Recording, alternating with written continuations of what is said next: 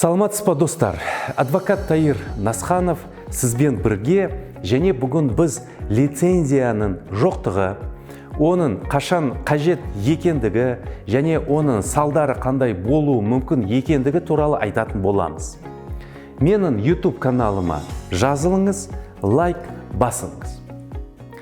Кәсіпкерлік қызмет түрімен айналысу құқығына рұқсат алуды талап ететін қызметтің келесі түрлері бар. Ол лицензия.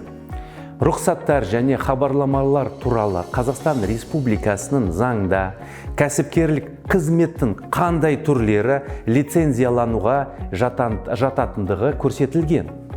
Бұл теле, радио хабарларын тарату, екінші тарихи мәдени мұра объектілерін қорғау және пайдалану, 3 білім беру, 4 сәулет қала құрылысы және құрылыс, 5 көмір сутектері, 6 өнеркәсіп, 7 ақпараттандыру және байланыс, 8 есірткі, психотроптық заттардың прекурсорлардың айналымы, 9 денсаулық сақтау және тағы басқалар. Мысалы, егер сіз ультра дыбыстық медициналық қызметтер немесе стоматологиялық қызметтер көрсететін болсаңыз, онда мұндай қызметтер міндетті түрде лицензиялауға жатады. Мұндай қызметтерді тиісті лицензиясыз жүзеге асыру бұл қылмыстық немесе әкімшілік жауапкершілікке әкеп соғады. Лицензия кәсіпкерге нұқсан келтіреді және сыбайлас жемқорлық тәуекелдеріне әкеп соқтырады деп маған қарсылық білдіру мүмкін. Мүмкін солай шығар. Мен тіпті мұнымен дерлік келісемін. Менің ойымша, адвокаттық қызметті лицензиялауға болмайды. Өйткені бұл Әділет министрлігі ұсынған мемлекетке тәуелділікте тудырады. Дәл осы министрлік адвокатқа лицензия береді. Принципті адвокат лицензияны тоқтату арқылы жазалануы мүмкін. Бірақ көп қабатты ғимараттың құрылысы туралы не айтасыз?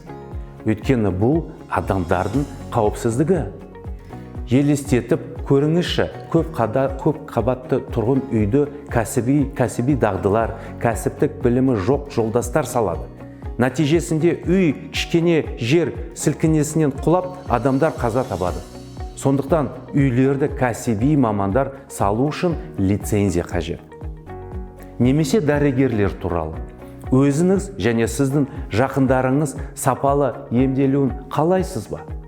Сондықтан медициналық мекемелер лицензиясыз жұмыс істей алмайды. Қорытындылай келе, айтқым келеді. Кәсіпкерлік қызмет үшін осы немесе басқа саланы таңдамас бұрын адвокаттармен хабарласып, осындай қызметпен айналысуға болмайтындығы туралы кеңес алуды ұсынамын.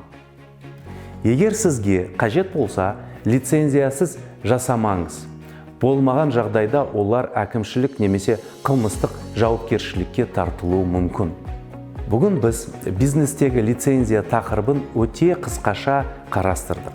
Егер сізде сұрақтар болса, төменде түсініктемелерде жазыңыз, сілтемелермен бөлісіңіз, лайк басыңыз және YouTube каналыма жазылыңыз.